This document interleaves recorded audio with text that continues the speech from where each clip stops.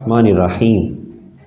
صوفیاء فرماتے ہیں کہ مومن کی سب سے پہلی نشانی یہ ہے کہ مومن اللہ کے سوا کسی سے نہیں ڈرتا۔ اللہ تعالیٰ قرآن پاک میں فرماتا ہے وَلَمْ يَخْشَ إِلَّا اللَّهُ کہ مومن رب کے سوا کسی بھی چیز سے ڈرتا نہیں ہے۔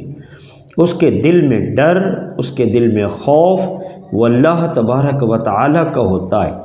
مخلوقات میں سے اس کے دل میں ڈر کسی بھی چیز کا نہیں ہوتا، اور جس کے دل میں اللہ کا ڈر آ جائے سمجھ لیا جائے کہ میرے دل میں ایمان کی دولت نصیب ہو گئی ہے۔ آج جو عالمی سازشیں ہیں ہمارے خلاف کی جا رہی ہیں، کبھی ہمیں کسی جراثیمے سے ڈرایا جاتا ہے، کبھی کسی جراثیمے سے ڈرایا جاتا ہے، تو مومن رب سے ڈرتا ہے، رب کے علاوہ کسی شے سے بھی نہیں ڈرتا۔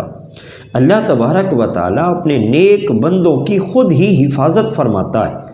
ہماری حفاظت کا ذمہ وہ اللہ پاک نے لیا ہے، اللہ مومن کی حفاظت فرماتا ہے۔ ایک بزرگ تھے، دریا کے کنارے بیٹھے تھے، انہوں نے دیکھا کہ ایک بچھو ہے جو دریا کی طرف آ رہا ہے اور بڑی تیزی کے ساتھ آ رہا ہے۔ وہ یہ منظر دیکھ رہے، انہوں نے دیکھا کہ دریا میں سے کچھوا ہے جو نکل رہا ہے۔ بڑے حیران ہوئے، کچھوا بچھو کی طرف آ رہا ہے اور بچھو کچھوے کی طرف آ رہا ہے۔ تو بزرگوں نے کیا دیکھا کہ بچھو کچھوے کی پشت پر سوار ہو گیا اور وہ دریا پار کرنے لگے۔ تو وہ اللہ والے بھی جو تھے وہ ان کے پیچھے چل پڑے ان کو دیکھنے کے لیے کہ یہ کیا کرتے۔ وہ کچھوا اور بچھو ایک ایسے درخت کے قریب پہنچے جہاں پر ایک اللہ والا آرام کر رہا تھا۔ اس اللہ والے کے قریب ایک سانپ بیٹھا تھا جو اسے نقصان پہنچانا چاہتا تھا۔ تو بچھو نے فوراً ہی اس سانپ کو ڈس لیا اور سانپ سے لڑائی کرنے لگا۔ بچھو اور سانپ آپس میں لڑائی کرتے کرتے دونوں مر گئے، اور اللہ والا جو تھا وہ آرام سے لیٹا رہا۔ اللہ والے کو کچھ بھی نہ ہوا۔ تو مومن وہ اللہ سے ڈرتا ہے، اللہ کے علاوہ کسی شے سے بھی ڈرتا نہیں ہے، اور مومن کی جان کی حفاظت وہ میرا اللہ خود کرتا۔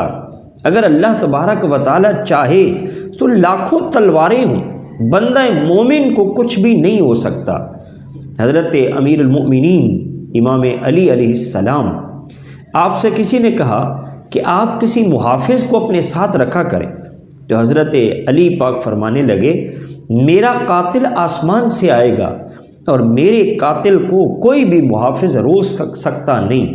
وہ قاتل سے مراد یعنی اسرائیل علیہ السلام جب آئیں گے تو کوئی بھی چیز اس کو روک نہیں سکتی، انہوں نے آ کر رہنا ہے۔ بہت قدیمی بات ہے، صوفیاء فرماتے ہیں ایک بادشاہ تھا، حضرت اسرائیل علیہ السلام اس کے پاس پہنچے اور جناب اسرائیل علیہ السلام نے فرمایا کہ میں تیرے پاس آیا ہوں، موت کا فرشتہ ہوں۔ تو وہ بادشاہ کہنے لگا کہ مجھے 1 سال کی مہلت دے دے۔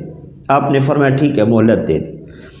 تو 1 سال کے اندر اس نے کیا کیا کہ وہ اپنے محل کے اندر تقریباً 100 کمرے اس نے تیار کروائے، اور ہر کمرے کے باہر ایک ایک محافظ کھڑا کیا۔ جب سال پورا ہوا اور وہ ہر دروازے کے تالے لگا کر بیٹھ گیا، جب سال پورا ہوا تو اسرائیل علیہ السلام پھر پہنچ گئے، فرمایا میں موت کا فرشتہ ہوں۔ کہنے لگا اچھا 1 دن اور دے دے۔ وہ بادشاہ بڑے غصے ہوا اپنے محافظین پر اور سب کی گردنیں قلم کروا دی، ایک کی جگہ 3 محافظ کھڑے کر دیے اور دروازوں کو تالے لگوا دیے۔ جب اگلا دن آیا تو پھر حضرت اسرائیل علیہ السلام اس کے کمرے میں، کہا بھائی کون ہو؟ کہا موت کا فرشتہ ہوں۔ اس نے کہا 1 دن کی اور مہلت دے دو۔ حضرت اسرائیل علیہ السلام فرمانے لگے نہیں، اب مہلت نہیں ملے گی۔ تو اللہ تبارک و تعالیٰ جب چاہتا ہے اس وقت بندہ اس دنیا سے چلا جاتا ہے، اور جب تک وہ نہ چاہے دشمن جو مرضی کرتا رہے، چاہے جتنی مرضی سازش کر لے، وہ بندہ مومن کی جان کو نقصان ہے نہیں پہنچا سکتا۔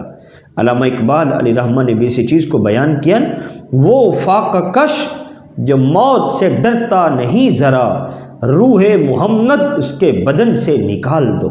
کیا مطلب کہ روح محمد جب تک اسلام ہمارے سینے میں ہے، ہم اللہ کے علاوہ کسی شے سے نہیں ڈرتے، ہم موت سے نہیں ڈرتے، بلکہ موت تو مومن کے لیے ایک تحفہ ہے۔ اور جب اسلام نکل جاتا ہے اور انسان ڈرنے لگ جاتا ہے اور بھی چیزوں سے، تو پھر سمجھ لے کہ اس کے اندر ایمان نہیں ہے۔ ایمان ہے تو ایماندار صرف اللہ سے ڈرتا ہے، اللہ کے علاوہ کسی اور شے سے ڈرتا نہیں ہے۔ اللہ تعالی ہمیں ہر آفت و بلیات سے محفوظ فرمائے، آمین بجاہ النبی الامین و صلی اللہ علیہ وآلہ وسلم۔